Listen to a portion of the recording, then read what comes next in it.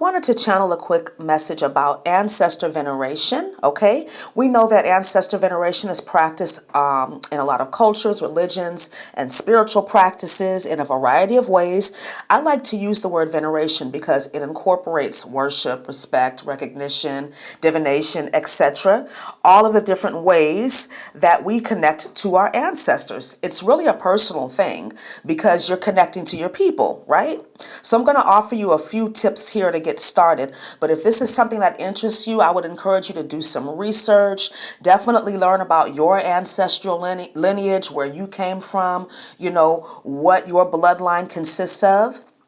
And I would always recommend that you stay within your ancestral line, unless you're a skilled medium or somebody that is gifted in making contact with the other side, because spirits are tricky, okay? You might think you're working with, an ancestor of somebody, and it could be something else, okay? So stay within your lineage and use spiritual protection whenever you're doing any kind of spiritual or divination work, anything, okay?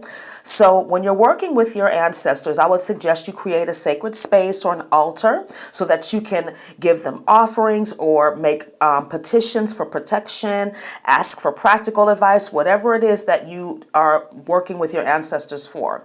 And remember that not all of your ancestors are positive, okay? So set an intention as to which ancestors you choose to work with.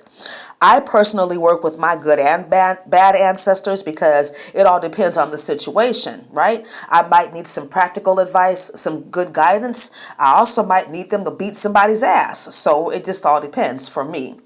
Some of your ancestors are not authorized to connect with you for some higher cosmic reason. So remember that.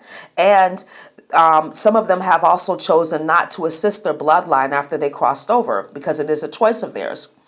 Your ancestors can help you to discern people, situations, and things.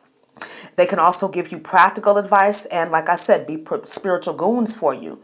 Remember, again, to test the spirit. Ask if you're working with your ancestors and somebody shows up or a spirit animal shows up, sometimes they'll shapeshift into animals too.